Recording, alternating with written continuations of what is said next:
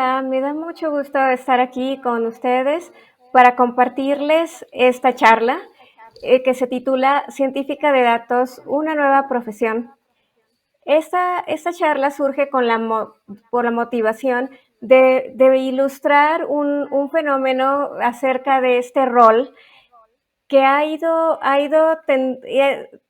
tiene una tendencia creciente desde hace unos años, en donde, como vemos, a partir de la década de la última década, el término data science ha ido creciendo.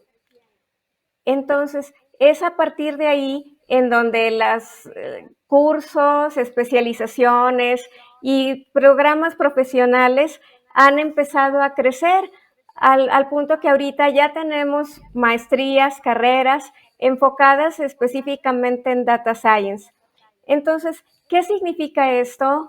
Data science es nueva, es una profesión, es un rol que tiene apenas una década o pocos años de haber surgido.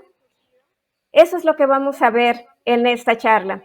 Entonces, para personas, por ejemplo, que vas egresando o que quieres empezar a estudiar y quieres saber de qué se trata, creo que esta charla puede ser muy ilustrativa, y si vas empezando a trabajar, hacia dónde empezar a dirigirte. Entonces, personas que en este caso, mi caso, tenemos ya unos años en el medio, podemos orientarte de qué manera ha ido surgiendo esto. Entonces, para empezar, ¿de dónde viene el término ciencia de datos? La primera vez que alguien usó este término fue el profesor William S. Cleveland, que es profesor de estadística en la Universidad de Purdue, y escribió un artículo en el que su principal objetivo era proponer una manera de cómo extender un campo de estudio, en este caso la estadística, integrando distintas disciplinas, en este caso ciencias computacionales, visualización, en fin, distintas áreas del conocimiento que permitieran extender el campo de la estadística. En 2008, el término fue usado por DJ Patil y Jeff Hammerbacher de LinkedIn y Facebook, respectivamente, que en sus respectivas profesiones necesitaban un rol, un término, hacia cómo referirse. Al estar como integrando su conjunto de su equipo, ellos decían, bueno, ¿cómo vamos a describir en un rol lo que nosotros hacemos?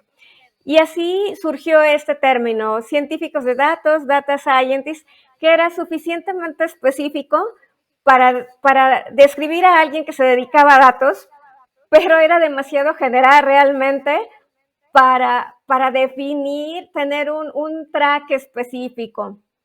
Y esto ha generado a veces distintas ambigüedades, confusiones de saber exactamente qué hace un científico de datos. Entonces, ¿qué es lo que ha ocurrido? En estos dos orígenes del término, uno se enfoca en la multidisciplinariedad y el otro en la descripción rol. Pero en la práctica, ¿qué es la ciencia de datos? A fin de cuentas, es una combinación de distintas disciplinas.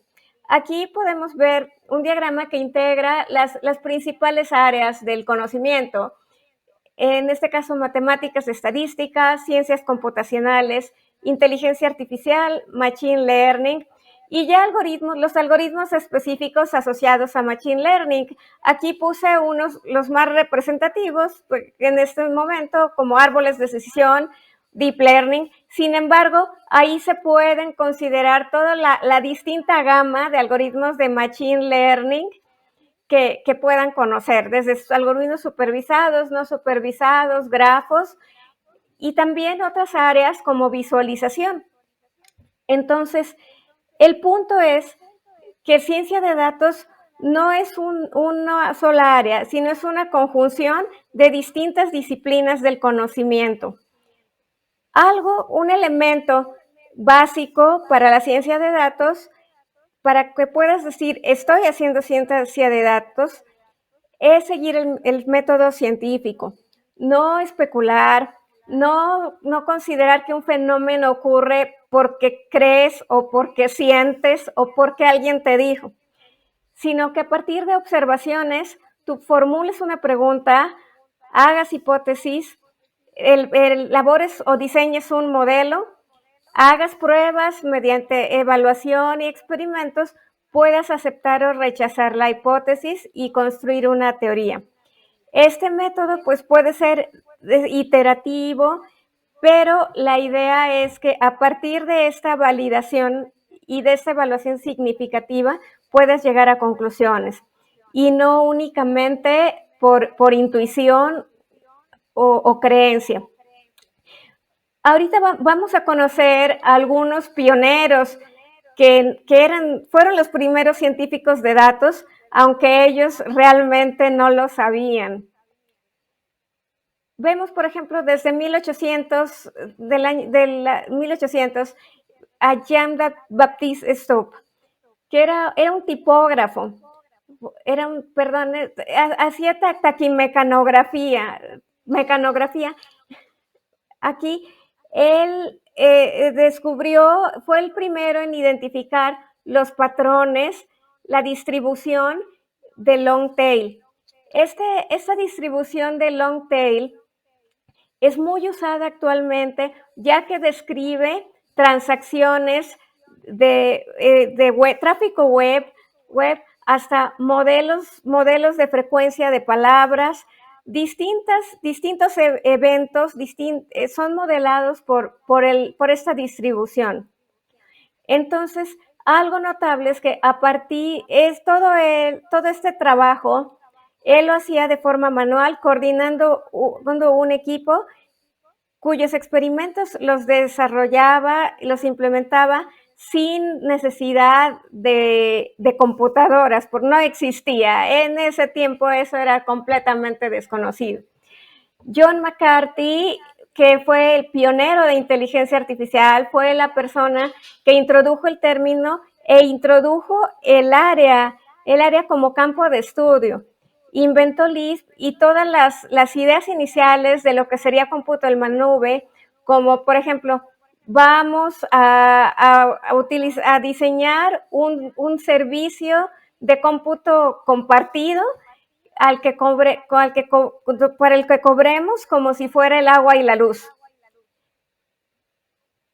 Y otro ejemplo representativo es Donald Mickey. Donald Mickey fue un pionero de los primeros sistemas de aprendizaje automático. Él participó en el equipo que construyó, que participó en la Segunda Guerra Mundial desencriptando los códigos de los alemanes.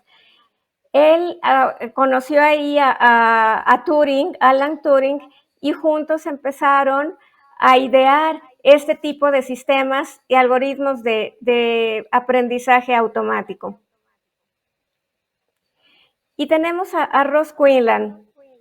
Ross Quinlan fue el desarrollador, el que inventó los primeros algoritmos de árbol, que seguramente todos los que usemos librerías de Machine Learning están incluidos. Por supuesto, ya con variantes, mejoras, pero él fue el pionero, el que implementó los primeros algoritmos de árboles, ya como los conocemos. Y estas dos personas fueron quienes crearon el primer modelo matemático de una red neuronal. Este fue el primer paso rumbo a los algoritmos en lo que se convirtieron actualmente en Deep Learning y que han resuelto tantos problemas, sobre todo de visión y procesamiento de lenguaje natural. En este caso, ¿por qué es lo que ha pasado? ¿Por qué ha pasado tanto tiempo y hasta ahorita tenemos este surgimiento de todas estas técnicas de inteligencia artificial? ha existido un fenómeno a lo que se le conoce como inviernos de inteligencia artificial, que son periodos en los que existe grandes inversiones, grandes expectativas que desgraciadamente no se han cumplido. Vemos el primer invierno que fue en los 60, terminó en los 70, había expectativas de que iba a surgir en una implementación de inteligencia artificial que venciera en un torneo de ajedrez a un humano. Eso se logró, pero hasta de años posteriores. Siguió un siguiente boom, que era el de los sistemas expertos, en el cual también surgieron muchas expectativas, muchas inversiones, y tampoco se cumplieron esas expectativas. En esas décadas se tenía la expectativa que ya iban a surgir incluso médicos, agentes inteligentes con los que interactuaras como si fuera un humano. Eso tampoco se logró. Entonces, ahorita estamos en el boom 3, en el tercer boom, donde es implementaciones de machine learning, deep learning a vehículos autónomos, y ahorita estamos en eso. ¿Qué es lo que irá a pasar? ¿Se irá a mantener? No lo sabemos. Eso lo vamos a descubrir conforme vaya pasando el tiempo y los desarrollos tecnológicos. Pero, ¿cuáles son los pasos en un proyecto de ciencia de datos? ¿Cuál sería el ciclo de vida que requiere un proyecto de estos? Vemos que en 1996, en un artículo, se nos planteaba un término llamado descubrimiento de conocimiento en base de datos. Esto es lo que podemos ver actualmente como ciclo de vida, pero con los recursos de entonces. En ese tiempo, a partir de un problema, se hacía extracción de datos, se preprocesaba, se aplicaban algoritmos de data mining y se obtenían insights o conocimiento a partir de eso, de todo ese proceso. Actualmente las cosas son muy diferentes. Los recursos de cómputo, el almacenamiento de información y la información masiva que tenemos a partir del surgimiento y evolución de Internet es inmensa. Por lo tanto, tenemos también la explotación de todos esos datos directamente al usuario a través de servicios. Entonces, el mapeo puede ser muy similar, pero ya tenemos servicios directamente interactuando con los clientes, con los usuarios comunes, cosa que en tiempos como en el 1996 no existía. Era inviable poder hacer una implementación de esas. Y pues bueno, ¿qué necesitamos? ¿Qué habilidades tenemos que tener para poder participar en un proyecto y colaborar de un proyecto de este tipo?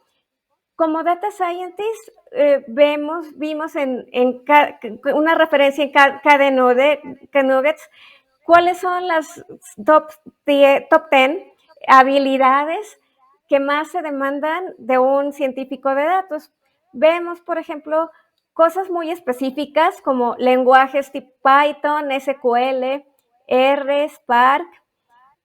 También vemos ahí, por ejemplo, Tableau, que es muy orientado a visualización, TensorFlow, que es para Deep Learning, lenguaje como Scala, Hadoop, que es para multiproceso, y poder hacer una implementación paralelizando los datos y procesos. Entonces, ¿qué necesitamos? ¿Necesitamos cubrir todo eso para poder decir que somos científicos de datos? Pues realmente no. Vamos a ver ahorita, por ejemplo, si vemos qué necesita, cuáles son las top 25 habilidades de un data engineer, podemos ver que se parecen mucho. Y eso es lo que nos da lugar a muchas confusiones cuando vemos un perfil de científico de datos, data engineer. Vemos, por ejemplo, que también se repite Python, SQL, AWS, Spark. Sin embargo, aquí ya empezamos a ver herramientas de desarrollo de software como Git, Docker, Kubernetes, que en el perfil anterior no vemos. Aquí algo que tenemos que tomar en cuenta es que existen intersecciones y podemos ver que ya en un proyecto real, todo esto, todas estas intersecciones son muy valiosas. Entonces, ¿cómo podemos integrar todo esto ya en un proyecto completo? Esto es bien importante a la hora de construir equipos, tanto de científicos de datos, ingenieros de software, arquitectos de datos, ingenieros de datos. ¿De qué manera esos roles interactúan entre sí? Aquí vemos, por ejemplo, en este diagrama, un proyecto completo, en el que, por ejemplo, en la parte de abajo vemos un modelado, algoritmos de clustering, algoritmos de aprendizaje, toda de aprendizaje automático.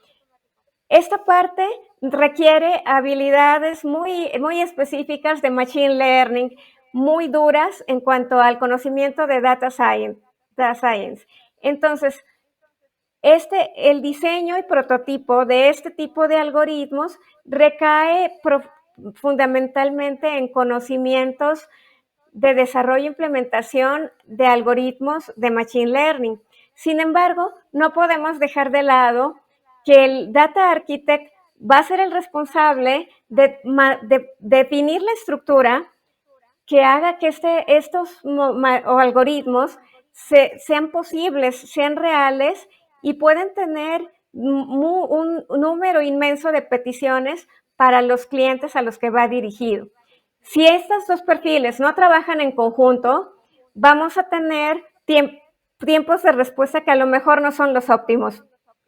Entonces, es bueno que desde el inicio del proyecto, todos los perfiles, todas las personas de distintos perfiles que van a estar asociados a ese proyecto, tengan el conocimiento y vayan desempeñándose a lo largo del proyecto en coordinación y colaboración.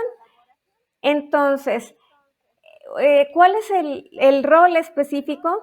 El rol específico, si lo vemos de manera purista, de un data scientist, podría ser la implementación, análisis, desarrollo del prototipo y también una implementación, empezar a integrar habilidades de producción, de desarrollo en producción para poder participar en el proceso. Sin embargo, un data scientist puede tener un rol predominantemente del diseño e implementación de algoritmo y tener habilidades que hagan intersección con toda la parte de desarrollo para que tenga el conocimiento desde el principio de qué tipo de optimización requiere tu sistema.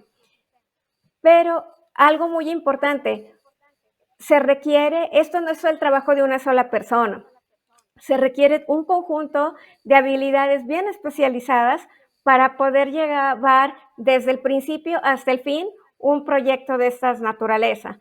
Por ejemplo, las recomendaciones que ustedes ven en los distintos sitios de comercio electrónico, uno ve, por ejemplo, en Netflix, digamos, las películas que te aparecen, te recomiendan, y ves, realmente no te imaginas todo lo que hay atrás de la generación de esa recomendación, y son equipos completos de trabajo dedicados a eso.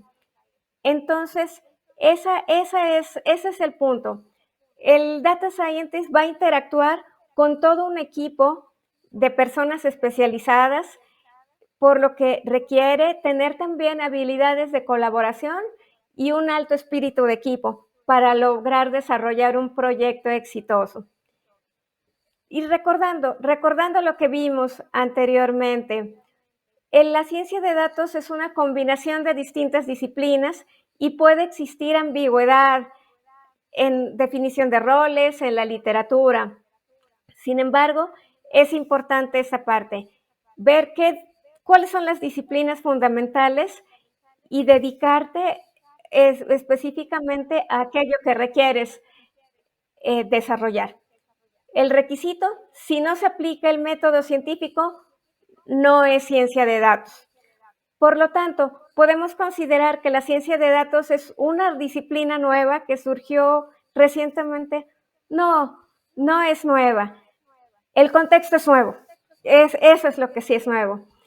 Y pues tenemos que considerar eso para poder ir determinando cuál va a ser nuestro desarrollo profesional.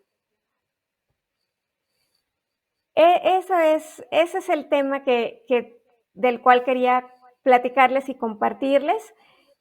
Si tienen alguna pregunta, me dará mucho gusto contestársela o ayudarles en sus dudas. Muchas gracias.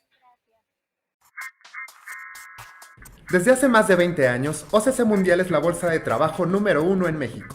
Además de conectar vidas con empleos, también tiene vacantes para trabajar en todo el país. Acompáñenme a conocer sus instalaciones.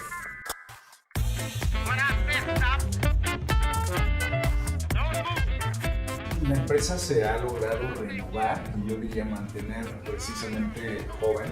Es una empresa de tecnología con más de 20 años que ese ha sido un gran reto, ¿no? Los jóvenes inyectan pues, nuevas ideas, mucha innovación, capacidad tecnológica, una forma distinta de ver las soluciones y de cómo lograrlas.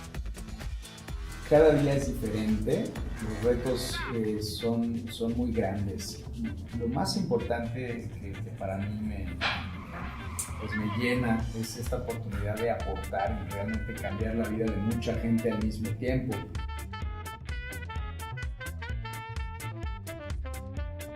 De OCC Mundial me gusta que es una empresa súper estable, que es una empresa que siempre tiene crecimiento, que se preocupa por las personas y que es divertida. Siempre hay cambios para bien. Todo el tiempo te la pasas bien y es un lugar chido para trabajar. Los compañeros nos ayudamos mucho, siempre tratamos de estar incorporando tecnologías nuevas.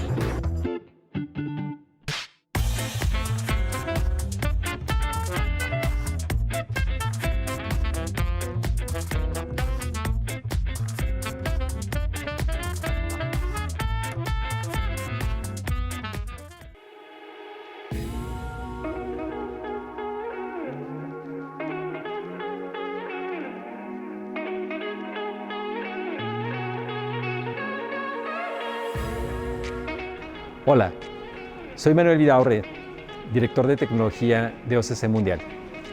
Y queremos hacerte una invitación a ti que tienes el talento, la creatividad para desarrollar tus capacidades de desarrollo web, mobile, DevOps, Cloud Engineering.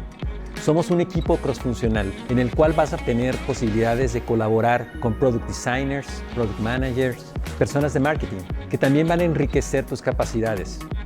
Estamos impactando la forma en que los candidatos y los reclutadores se encuentran y logran precisamente que el talento haga que México siga avanzando. Nuestras oficinas están en Querétaro, por lo que si vives cerca es mejor, pero si no, estamos abiertos a otras posibilidades. Toma el reto.